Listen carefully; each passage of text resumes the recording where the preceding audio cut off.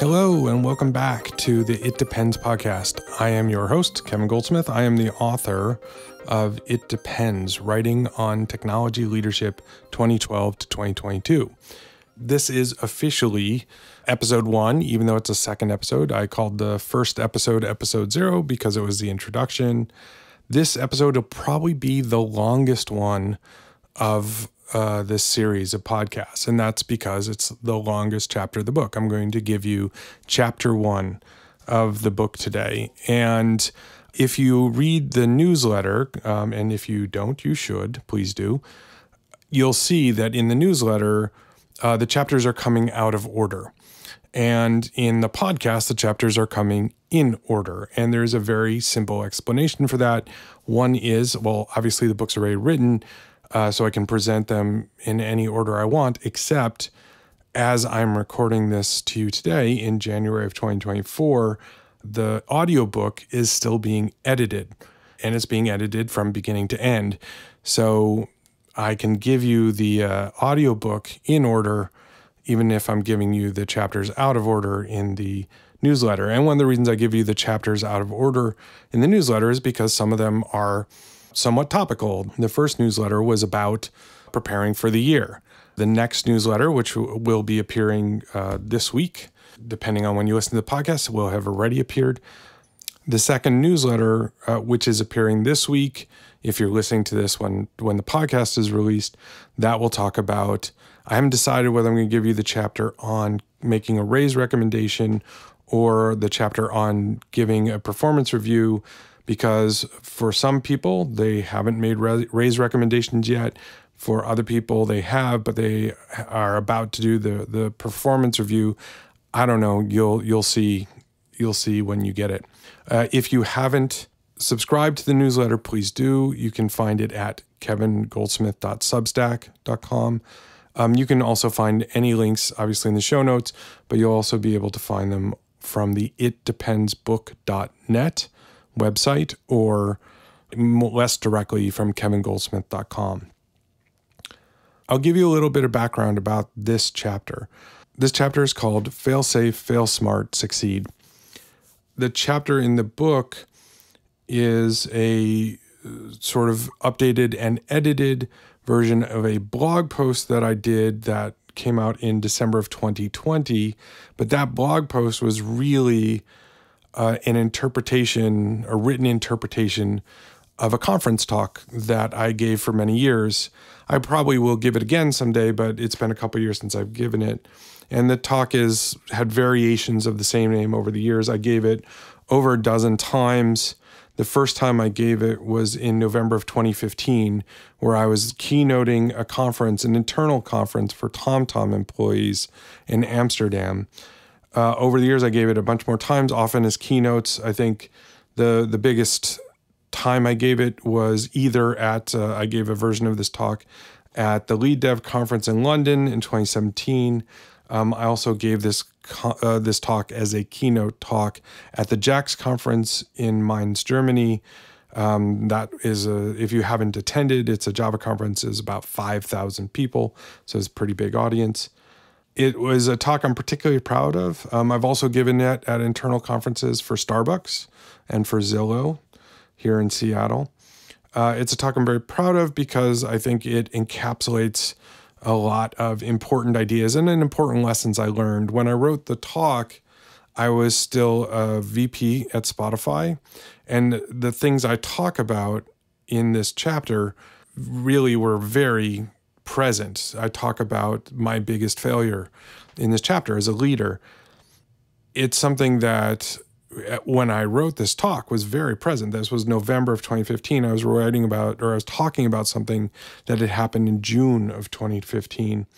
Over the years, and probably one of the reasons why I give it less frequently now is that is now ancient history, but a lot of those lessons, and one of the reasons it's the first chapter of the book, a lot of those lessons I still carry with me, still very much inform how I lead teams, how I think about software development.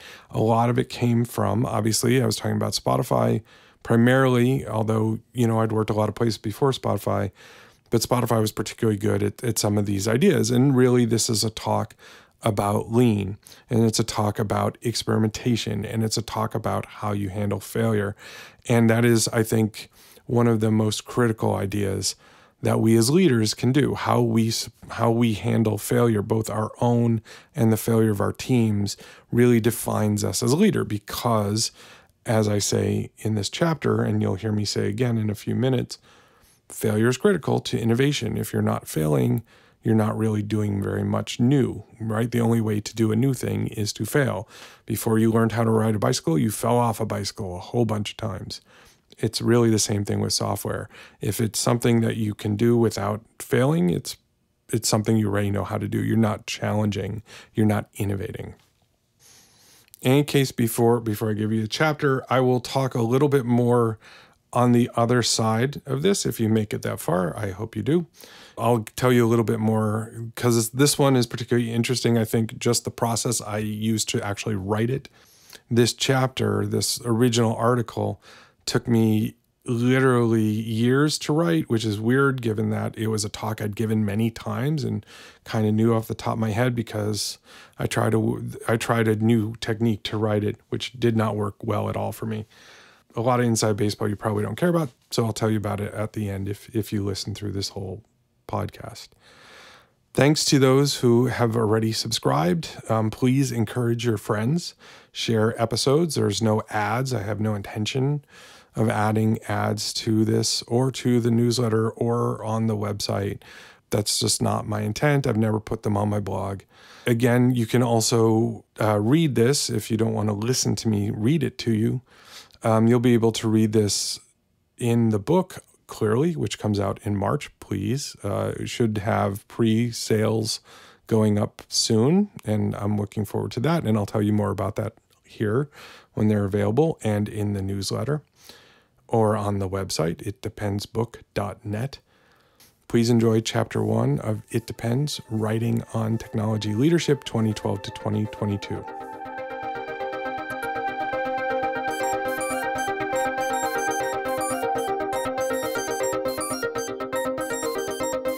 Fail Safe, Fail Smart, Succeed. Originally published on December 30th, 2020.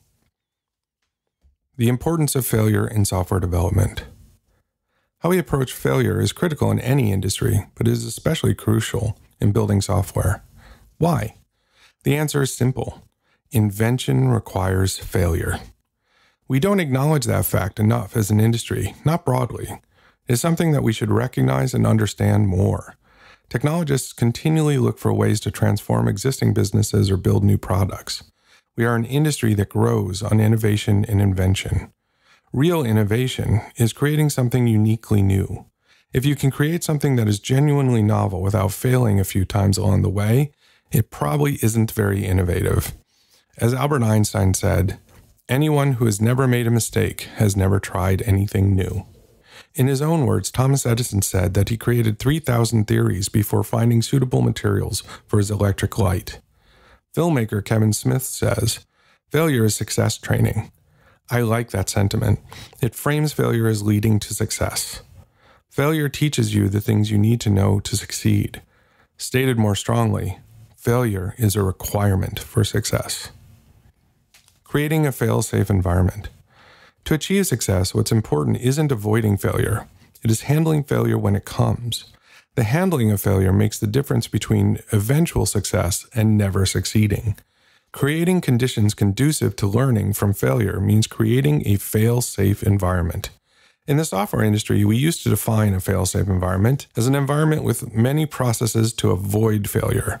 Instead, we should ensure that when the inevitable failure happens, we will handle it well and reduce its impact.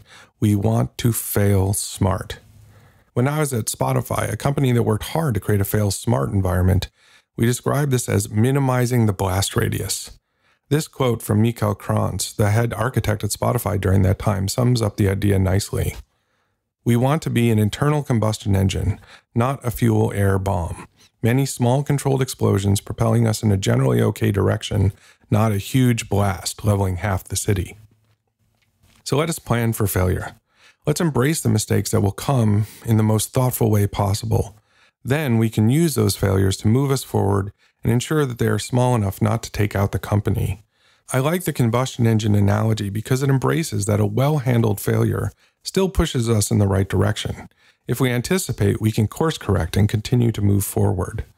One way to create these small controlled explosions is to fail fast. Find the fastest, most straightforward path to learning.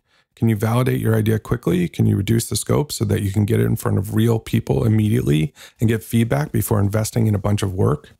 A side benefit of small failures is that they are easier to understand. You can identify what happened and learn from it. With a big failure, you must unpack and dig in to know where things went wrong. The lesson of Clippy. Even if you've never used the Office Assistant feature of Microsoft Office, you are likely aware of it. It was a software product flop so massive that it became a part of pop culture. I worked at Microsoft when the company created Office Assistant. Although I didn't work on that team, I knew a lot of people who did. It is easy to think that the Office Assistant was a horrible idea created by a group of poor-performing developers and product people, but that couldn't be further from the truth.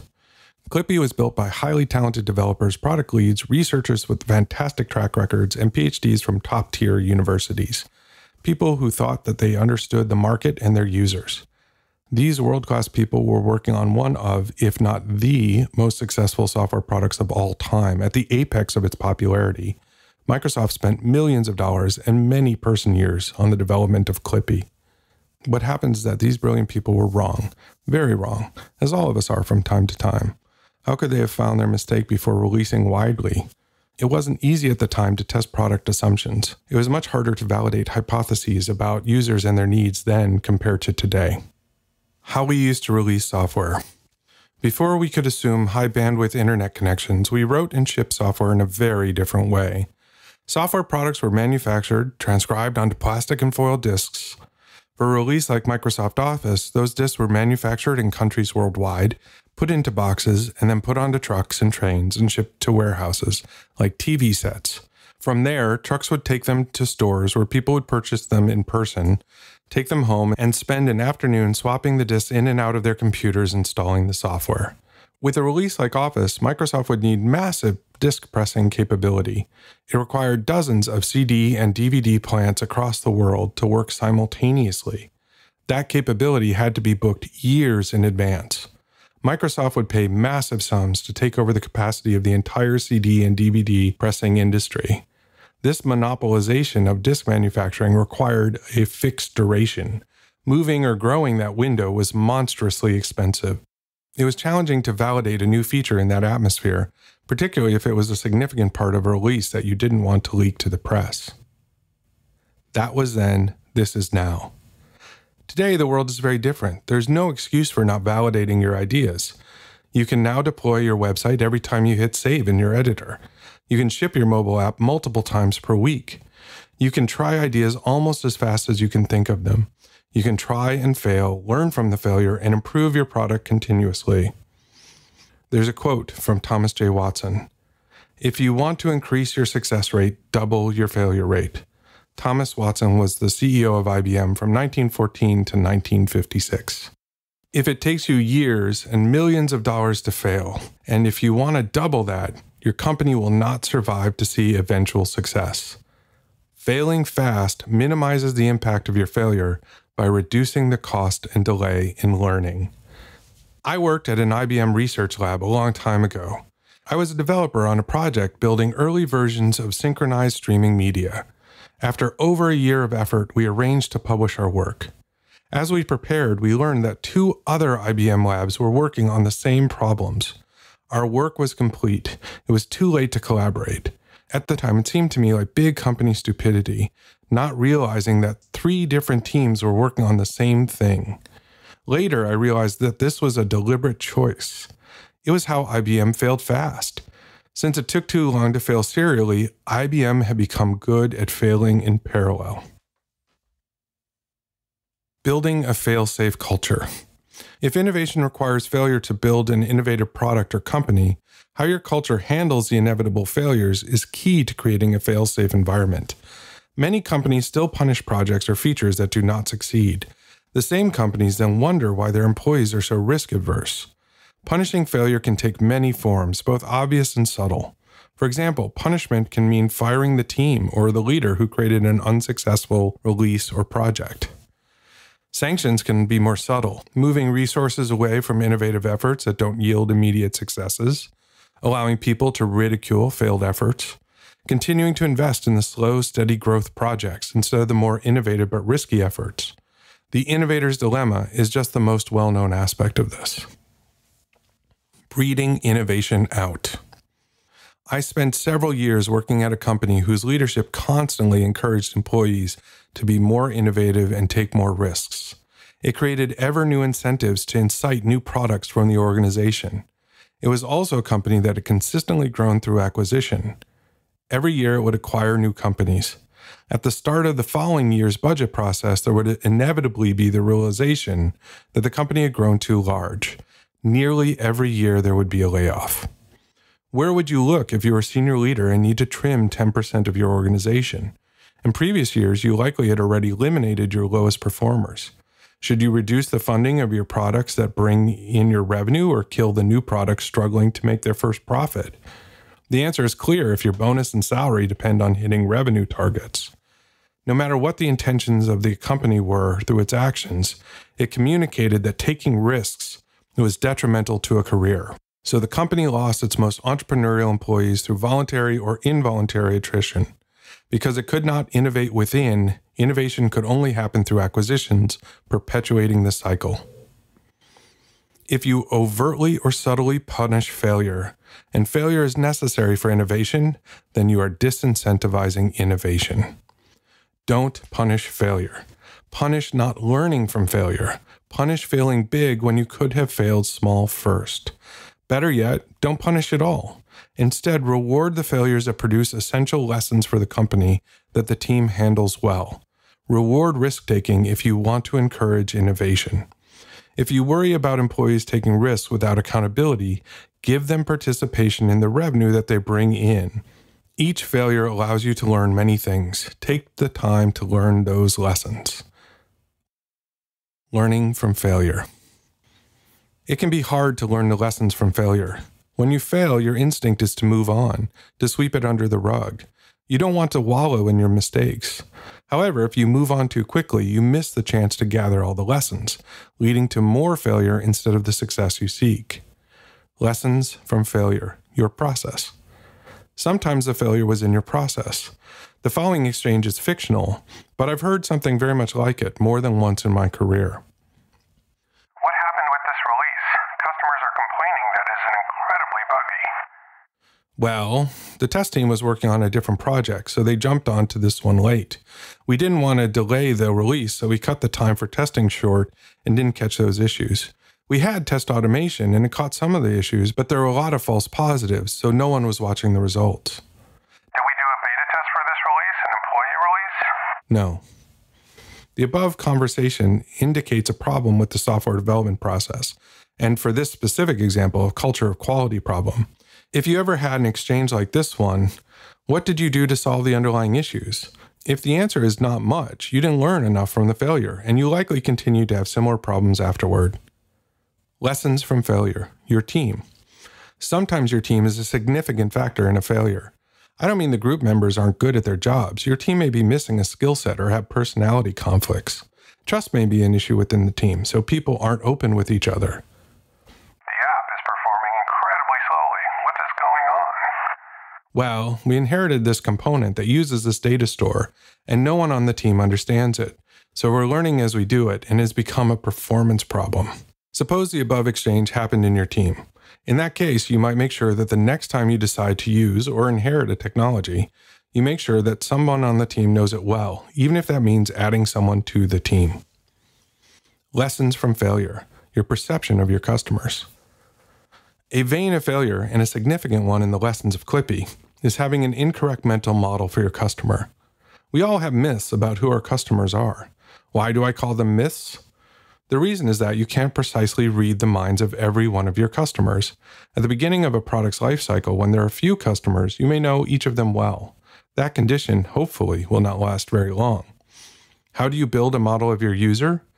First, you do user research, talk to your customer service team, beta test, and read app reviews and tweets about your product. Next, you read your product forums. Finally, you instrument your app and analyze user behavior. We have many ways of interacting with subsets of our customers. These interactions give us the feeling that we know what they want or who they are. These exchanges provide insights into your customers as an aggregate. They also fuel myths about who your customers are because they're a sampling of the whole. We can't know all our customers, so we create personas in our minds or collectively for our team. Suppose you have a great user research team and are rigorous in your efforts to understand your customers. You may be able to have in-depth knowledge about your users and their needs for your product. However, that knowledge and understanding will be transitory. Your product continues to evolve and change and hopefully add new users often. Your new customers come to your product because of the unique problems they can solve using it. These problems differ from existing users. Your perception of your customers ages quickly. You are now building for who they were, not who they are. Lessons from failure, your understanding of your product. You may think you understand your product. After all, you're the one who's building it. However, the product your customers are using may differ from the product you are making. You build your product to solve a problem. In your effort to solve that problem, you may also solve other problems for your customers that you didn't anticipate. Your customers are delighted that they can solve this problem with your product. In their minds, this was a deliberate choice on your part. Now you make a change that improves the original problem solution but breaks the unintended use case. Your customers are angry because you ruined their product. Lessons from failure, yourself. Failure gives you a chance to learn more about yourself. Is there something you could do differently next time? Did an external factor become obvious in hindsight that could have been detected earlier if you'd approached things differently? Our failures tend to be the hardest to dwell on. Our natural inclination is to find fault externally to console ourselves. Instead, it is worth taking some time to reflect on your performance. You will always find something you can do that will help you the next time. Collecting the lessons, project retrospectives. The best way that I have learned to extract the lessons is to do a project retrospective. A project retrospective aims to understand what happened in the project from its inception to its conclusion. You may want to understand each critical decision, what informed the decision, and its outcome. In a project retrospective, you are looking for the things that went wrong, the things that went well, and the things that went well but you could do better next time. The output of the retrospective is neutral. It is not for establishing blame or awarding kudos. Instead, it exists to make sure your team learns. For this reason, it is helpful for both unsuccessful and highly successful projects. A good practice for creating great culture around failure is to make it the general custom to have retrospectives at the end of every project in your company. Having a retrospective only for unsuccessful projects perpetuates a blame culture. The Project Retrospective Repository. Since the project retrospectives are blameless, it is good to share them within your company. Create a project retrospective repository and publicize it. The repository becomes a precious resource for everyone in your company. It shows what has worked and what has been challenging in your environment. It allows your teams to avoid making the mistakes of the past. We always want to be making new mistakes, not old ones. The repository is also handy for new employees to teach them how projects work within your company. Finally, it is also a resource for documenting product decisions. The retrospective repository is a valuable place to capture your product's history and process. Spotify's fail-safe culture. I learned a lot about creating a failure-safe culture while working at Spotify. Some of the great examples of this culture were a fail wall, a whiteboard with sticky notes of lessons. One of the squads created a fail wall to capture the things that they were learning. The squad didn't hide the wall. Instead, it was on a whiteboard facing the hallway where everyone could see it. Google document of project retrospectives. This document is a report from one of the project retrospectives. You don't need any special software for the record. For us, it was a collection of Google Docs in a shared folder. A fail wall Slack channel. One of the Agile coaches created a Slack channel for teams to share the lessons learned from failures with the whole company. Celebrate failures blog post. Spotify CTO posted an article encouraging everyone to celebrate the lessons they learned from failure, which inspired other posts like this. A Spotify engineering blog post called How a Postgres Upgrade Can Take More Than 2 Months. If you look at the Spotify engineering blog, there are probably more posts about mistakes than the cool things we did in the years I worked there, 2013 to 2016. These kinds of posts are also valuable to the community. When you're searching for something, it's because you're having a problem. We might have had the same issue. These posts are very public expressions of the company culture. Failure as a competitive advantage. We're all going to fail as we attempt to innovate. If my company can fail smart and fast, learning from our mistakes, while your company ignores the lessons from failure, my company will have a competitive advantage. Making failure safer. How do we reduce the fuel air bomb failure into an internal combustion failure? How can we fail safely? Minimizing the cost of failure. If you fail quickly, you are reducing the cost in time, equipment, and expenses. At Spotify, we used a framework rooted in Lean Startup to reduce the cost of our failures. We named the framework Think It, Build It, Ship It, Tweak It. There's a graph here that shows gradual growth through a section called Think It, then much faster growth through a section called Build It, then again a bit gradual growth through Ship It, and then a linear decline through a section called Tweak It. This graph shows investment into a feature over time through the different phases of the framework. Investment here signifies people's time, material costs, equipment, opportunity costs, whichever. Think It. Imagine this scenario. You're a developer returning from lunch with some people you work with, and you have an idea for a new feature. You discuss it with your product owner, and they like the idea. So you decide to explore if it would be a valuable feature for the product. You now have entered the Think It phase. During this phase, you may work with the product owner and potentially a designer. This phase represents a part-time effort by a small subset of the team, a small investment. You might create a paper prototypes to test the idea with the team and customers. You may develop some lightweight code prototypes. You may even ship a very early version of the feature to some customers. The goal is to test as quickly and cheaply as possible and gather objective data on the feature's viability. You build a hypothesis on how the feature can positively impact the product, tied to real product metrics. This hypothesis is what you will validate against each stage of the framework. If the early data shows that the customers don't need or want the feature, your hypothesis is incorrect. You have two choices. You may iterate and try a different permutation of the concept, staying in the Think It phase and keeping the investment low. You may decide it wasn't as good an idea as you hoped and end the effort before investing further. If you decide to end during the Think It phase, congratulations, you've saved the company time and money building something unnecessary. Collect the lessons in a retrospective and share them so everyone else can learn. Build It. The initial tests look promising. The hypothesis isn't validated, but the indicators warrant further investment. You have some direction from your tests for the first version of the feature. Now is the time to build the feature for real. The investment increases substantially as the rest of the team gets involved. How can you reduce the cost of failure in the Build It phase? First, you don't build the fully realized conception of the feature. Instead, you develop the smallest version that will validate your initial hypothesis, the MVP, or minimum viable product. Your goal is validation with the broader customer set. The Build It phase is where many companies I speak to get stuck. If you have the complete product vision in your head, finding a minimal representation seems like a weak concept. Folks in love with their ideas have difficulty finding the core element that validates the whole. Suppose the initial data that comes back for the MVP puts a hypothesis into question. In that case, it is easier to question the validity of the MVP than to examine the hypothesis's validity. This issue of MVP is usually the most significant source of contention in the process. It takes practice to figure out how to formulate a good MVP, but the effort is worth it. Imagine if the Clippy team had been able to ship an MVP. Better early feedback could have saved many person years and millions of dollars. In my career, I've spent years, literally, building a product without shipping it. Our team's leadership shifted product direction several times without validating or invalidating any of their hypotheses in the market. We learned nothing about the product opportunity, but the development team learned much about refactoring and building modular code. Even during the Build It phase, there are opportunities to test the hypothesis.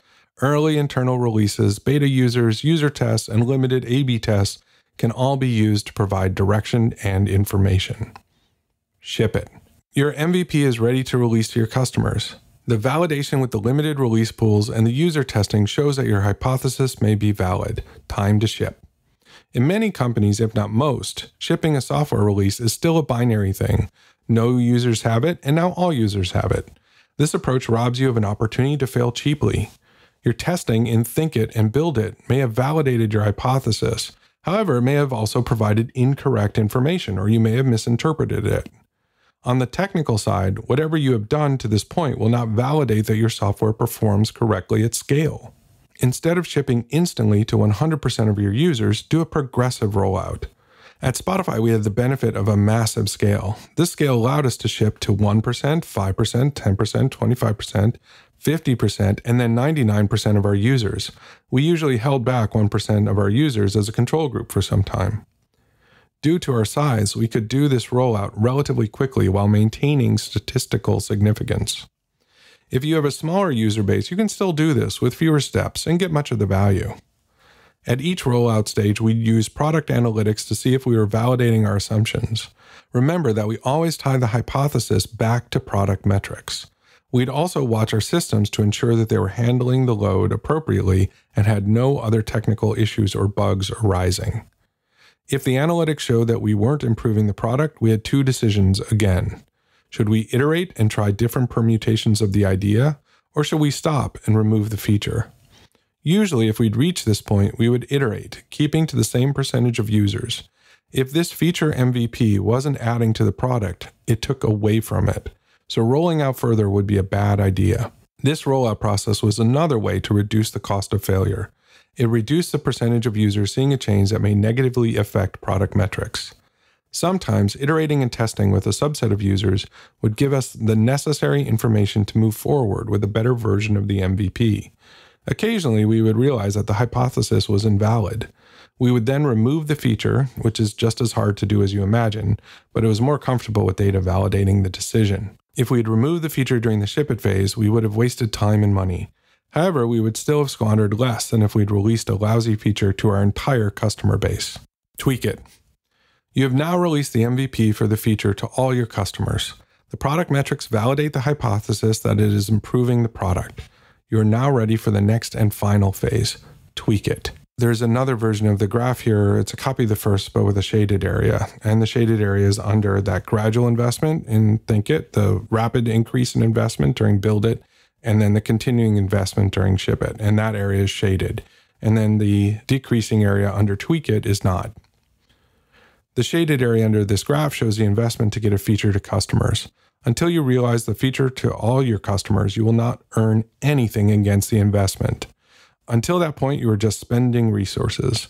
The Think It, Ship It, Build It, Tweak It framework aims to reduce that shaded area and the investment amount before you start seeing a return. The MVP does not realize the full product vision, and the metrics may be positive but not to the level of your hypothesis. There is a lot more opportunity here. The result of the Ship It phase represents a new baseline for the product and the feature. The real-world usage data, customer support, reviews, forums, and user research can now inform your next steps. The Tweak It phase represents a series of smaller Think It, Build It, Ship It, Tweak It efforts. From now on, your team iteratively improves the shipped version of the feature and establishes new, better baselines. These efforts will involve less and less of the team over time, and the investment will decrease correspondingly. When iterating, occasionally you reach a local maximum. Your tweaks will result in smaller and smaller improvements to the product. Once again, you have two choices. Move on to the next feature or look for another substantial opportunity with the current feature. The difficulty is recognizing that there may be much bigger opportunity nearby. When you reach this decision point, it may be beneficial to try a big experiment.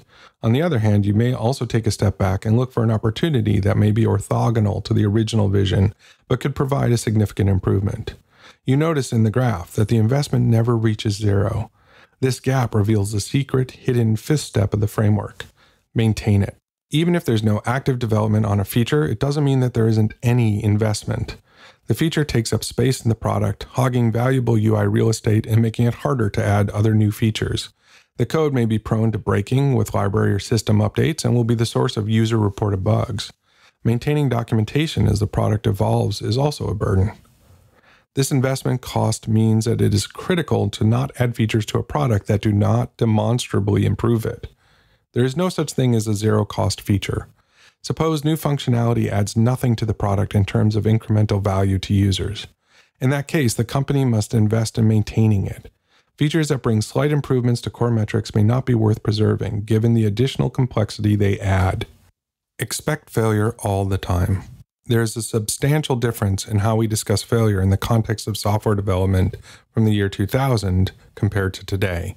Back then, you worked hard to write robust software, but there was an expectation of hardware reliability. So when a hardware failure occurred, the software's fault tolerance was of incidental importance. Of course, you didn't want to cause errors yourself, but if the platform wasn't stable, there wasn't much you were expected to do about it. Today, we live in a world with public clouds and mobile platforms where the environment is entirely beyond our control. Amazon's web services platform taught us a lot about handling system failure. A blog post from Netflix about their move to AWS was pivotal to the industry's adapting to the new world. The blog post discusses how Netflix had to change their perception of how services worked because infrastructure as a service platforms like AWS work very differently to traditional corporate data centers. Netflix's approach to system design has been so beneficial to the industry. We now assume that everything can be on fire all the time. You could write perfect software and the scheduler would still come and kill it on mobile. AWS will kill your process and your service will be moved from one pod to another without warning. We now write our software expecting failure to happen at any time. We've learned that writing large systems complicates handling failure. And one of the reasons microservice architectures have become more prevalent is to help us be failure safe. Why? Because they are significantly more fault tolerant and they fail small when they fail. Products like Amazon, Netflix, and Spotify all have large numbers of services running. A customer doesn't notice if one or more instances of the services fail. When a service fails in those environments, it is responsible for a small part of the experience. The other systems assume it can fail. There are things like caching to compensate for a system disappearing. Netflix has its famous chaos monkey testing, which randomly kills services or even entire availability zones in their production environment. These tests make sure that their systems fail well. An architecture composed of smaller services that are assumed to fail means that there is near zero user impact when there is a problem. Therefore, failing well is critical for these services and their user experience. Smaller services also make it possible to use DevOps techniques such as progressive rollout, feature flags, dark launching, blue-green deploys, and canary instances, making it easier to build in a fail-safe way. My biggest failure. If you are a longtime Spotify user, you probably won't recognize the feature I'm describing. In May of 2015, though, Spotify was very interested in telling the whole world about it. It was a new set of features in the product called Spotify Now. I led the engineering effort at Spotify on the Spotify Now set of features. It was the most extensive concerted effort that Spotify had done to that time, involving hundreds of employees worldwide. Spotify Now is a set of features built around bridging the perfect personalized music for every user in every moment of the day. This effort included adding video, podcasts, a running feature, a massive collection of new editorial and machine learning generated playlists, and a simplified user interface for accessing music. It was audacious for a reason. We knew that Apple would launch its Apple Music streaming product soon. So we wanted to make a public statement that we were the most innovative platform. Our goal was to take the wind out of Apple's sails. Given that this was Spotify, we understood how to fail smart. As we launched the project, I reviewed the project retrospective repository. I wanted to see what had and had not worked on large projects before. With that knowledge, I was now prepared to make all new mistakes instead of repeating the ones from the past. We had a tight timeline, but some features were already in development. I felt confident. However, there was a growing concern as we moved forward and the new features started to take shape in the employee releases. We worried the new features wouldn't be as compelling as the vision we had for them. We knew that we as employees were not the target users of Spotify Now. We were not representative of our users. To truly understand how the functionality would perform, we wanted to follow our usual product development methods and get the features in front of real customers to validate our hypotheses. Publicly releasing the features to a narrow audience was a challenge at the time. The press, aware of Apple's impending launch, closely watched every Spotify release. They knew that we tested features and were looking for hints of what we would do to counter Apple. Our marketing team wanted a big launch event. This release was a statement. We wanted a massive spike in Spotify's press coverage, extolling our innovation. The response would be muted if Spotify Now leaked before the event. There was pressure from marketing not to test the features, but product engineering wanted to follow our standard validation processes. Eventually, we found a compromise. We released early versions of Spotify Now to a relatively small cohort of New Zealand users. Then, satisfied that we were now testing the features in the market, we went back to building and preparing for the launch while we were waiting for the test results. After a few weeks, we got fantastic news. Our cohort's retention was 6% higher than the rest of our customer base. Customer retention is the most critical metric for a subscription-based product like Spotify. It determines the lifetime value of the customer. The longer you use a subscription product, the more money the company will make. With a company of the scale of Spotify, it was tough to significantly move a core metric like retention. A whole point percentage move was rare and something to celebrate. With Spotify Now, we had a 6% increase. It was a massive result. Now, all our doubt was gone. We knew we were working on something exceptional.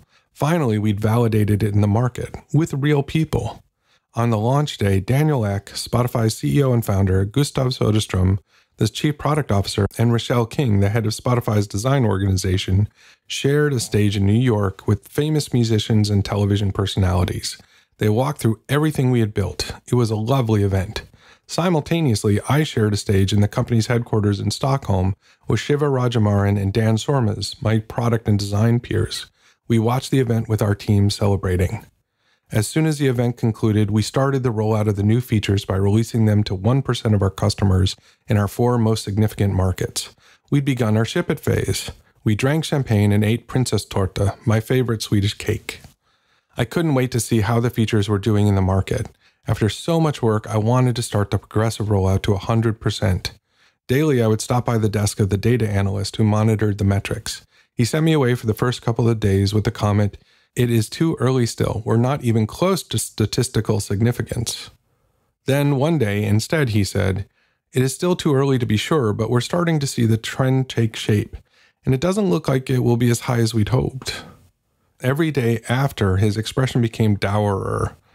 Finally, it was official. Instead of the 6% increase we'd seen in testing, the new features produced a 1% decrease in retention. It was a 7% difference between what we'd tested and what we'd launched. Not only were our new features not enticing customers to stay longer on the platform, we were driving them away. To say that this was a problem was an understatement. It was a colossal failure. Now we had an enormous quandary. We'd fail big instead of small. We'd release several things together, so finding the problem was challenging. Additionally, we just had a major press event where we talked about all the features. There was coverage all over the internet. The whole world was now waiting to access what we'd promised, but we would lose customers if we rolled them out further. Those results began one of the most challenging summers of our lives. First, we had to narrow down what was killing our retention in these new features. Then we had to start generating new hypotheses and running tests within our cohort to find out what had gone wrong. The challenge was that the cohort was too small to run tests quickly, and it was shrinking daily as we lost customers. Eventually, we had to do the math to determine how much money the company would lose if we expanded the cohort so our tests would run faster.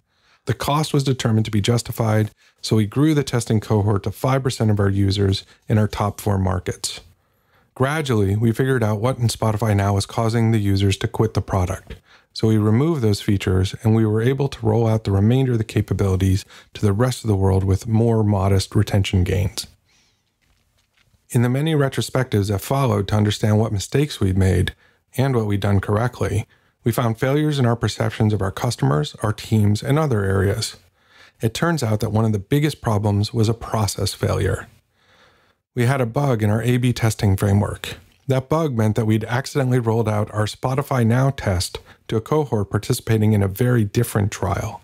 A trial to establish a floor on what having no advertising in the free product would do for retention, essentially giving our premium product away for free. To Spotify's immense credit, instead of punishing me, my peers, and the team, we were rewarded for how we handled the failure.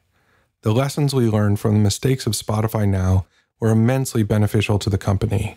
Moreover, those lessons produced some of the company's triumphs in the years that have followed, including Spotify's most popular curated playlists, Discover Weekly, Release Radar, daily mixes, and podcasts. Putting this into practice at Avo. If you think you would like to use these ideas at your company but are unsure where to start, I'll describe what we did at Avo. I joined the company as CTO after I left Spotify. When I joined, the company was already 9 years old. It had a primarily monolithic architecture running in a single data center with minimal redundancy. We did some things quickly to move to a more fail-safe world, moving from planning around objectives to planning around priorities. First, we worked to build a supportive culture that could handle the inevitable failures better. We moved from planning around specific deliverable commitments to organizing our work around priorities. Suppose my specific achievements, my output, measure my performance. This way of measuring performance often creates problems. Suppose I need to coordinate with another person and their commitments do not align with mine. That situation will create tension. If the company's needs change, but my obligations do not, there is little incentive for me to reorient my work. Dependencies can thwart me from achieving my commitments, or I may need to hamper the company's priorities to achieve my own if they are not well aligned. People in leadership like quarterly goals or management by objectives because they create strict accountability. If I commit to doing something and is not complete when I say it will be, I have failed even if it is no longer the right thing for me to do. Suppose you think instead about aligning around priorities. In that case, those priorities may change from time to time. Still, if everyone is working against the same set of priorities, you can be sure that they are broadly doing the right things for the company.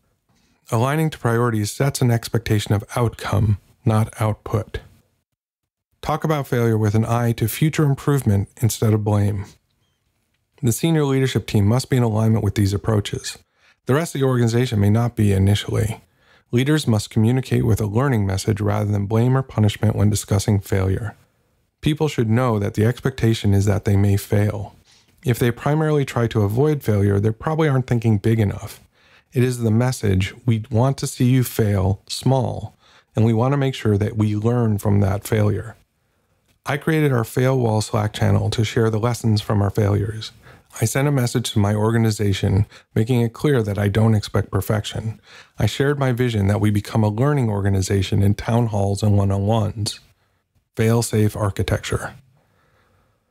Monoliths are natural when building a new company or when you have a small team. Monoliths are simple to make and more straightforward to deploy when you don't have multiple teams building together. As the codebase and organization grow, microservices become a better model. It is critical to recognize when a monolith is becoming a challenge instead of an enabler. Microservices require a lot more infrastructure to support them. In addition, the effort to transition from one architecture to another is significant, so it is best to prepare before the need becomes urgent. Avo had already started moving to a microservices architecture, but a lack of investment stalled the transition. So I increased investment in the infrastructure team. As a result, the team built tools that simplified creating, testing, monitoring, and deploying services. We then made rapid progress. We also redesigned our organization to leverage the reverse Conley maneuver, further accelerating the new architecture. You can build a fail-safe, fail-smart team. In every company, I use the lessons I've shared in this chapter to build a culture where teams can innovate and learn from their users.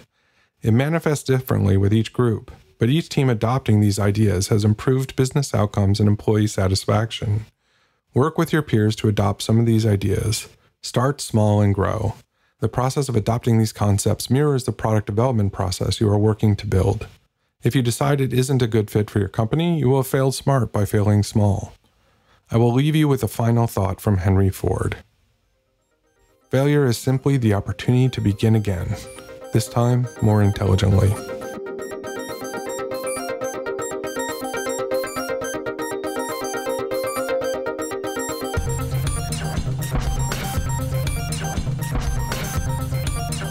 So that was chapter 1 of It Depends, Writing on Technology Leadership 2012 to 2022. The chapter is called, again, Fail Safe, Fail Smart, Succeed.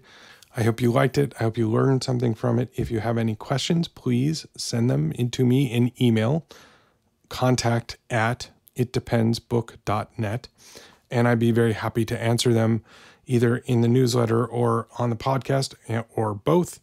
Very happy to do that. Please send me your questions. So a little bit more context here.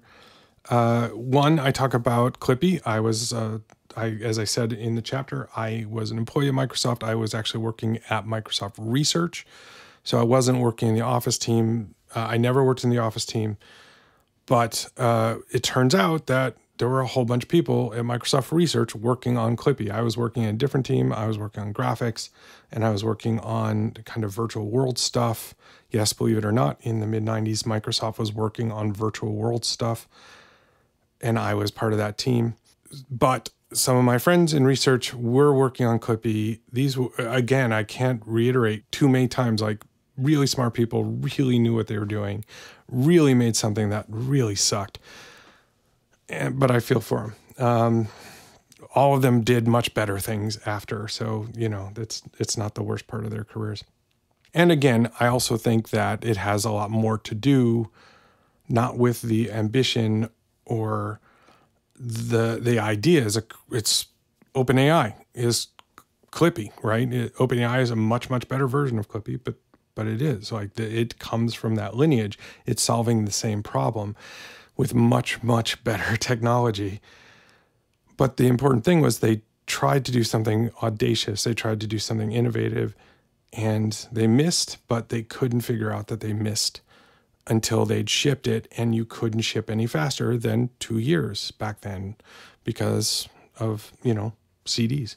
So that's an important thing to know, and it's something I just want to repeat a little bit more than I did in the chapter. The other thing that I said I would talk about is a little bit about how this chapter is different from every other chapter in the book. And that is because I'd recorded this multiple times as a talk. I had all this recording of me basically speaking the content of this chapter. And by the way, for this chapter in particular, because it started as a talk, you can hear or see shorter versions of this. They're linked from my website. So if you go to kevingoldsmith.com/talks, you can find a list of all the talks I've given at conferences. Every talk that has a recording associated with it that's available, there's a link to it, including this talk. And there's, I think, 3 different video recordings of me giving different variations of this talk, if you'd like to see it. It's also half an hour, so it's shorter, a more concise version. Because I had full-length versions of me giving this talk as well, I thought I would be very clever, and I would do a speech-to-text of me giving the conference talk and then use that transcription to just very, very easily turn it into a blog post. I have friends who write their blog posts that way. I am, as if you listen to the introduction, I am not a great writer. I am a better speaker. And so, or I just prefer to speak instead of write. So I thought, oh, well, if this works out, this will be great. A much easier way for me to write blog posts. That turned out to be lunacy, did not work at all. In fact, if there's anything more tedious than looking at a blank piece of paper and trying to figure out what to write, it's looking at pages and pages and pages of text that is transcription of you speaking, where you say and and all the things you've heard me in this podcast. You won't hear it in the audiobook because it's all edited out, but in this podcast, it's a little bit more natural, and so you hear it here. But I even edit out, some of it is edited out here as well, so you can't imagine how much worse it is. But then looking at it in text is very dispiriting.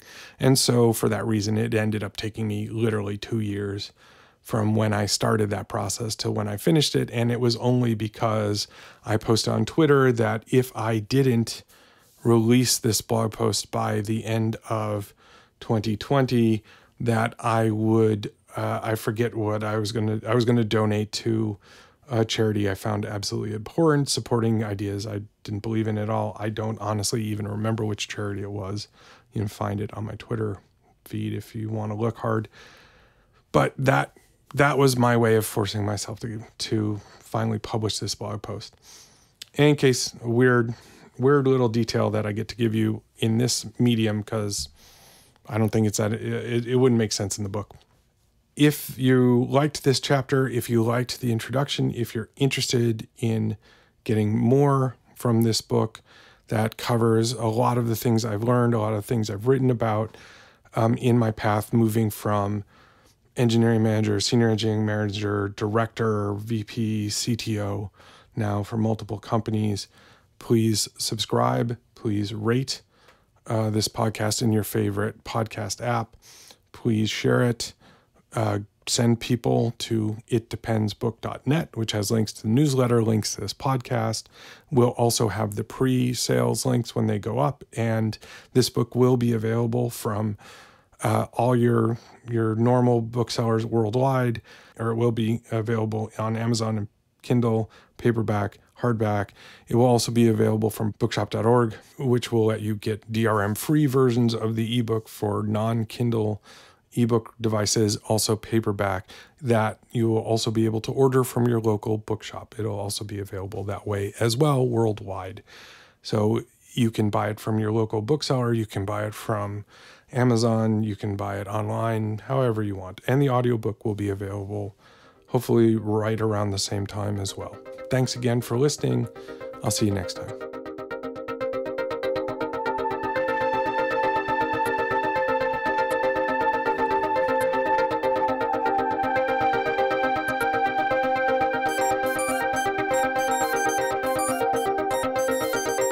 Thanks so much for listening. Please, again, subscribe, rate, share episodes of this podcast on your favorite podcast app. Thanks again. I'll see you soon.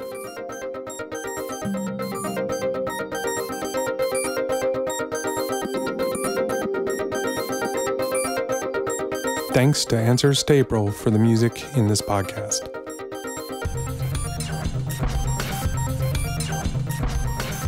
This podcast is a production of Unit Circle Media.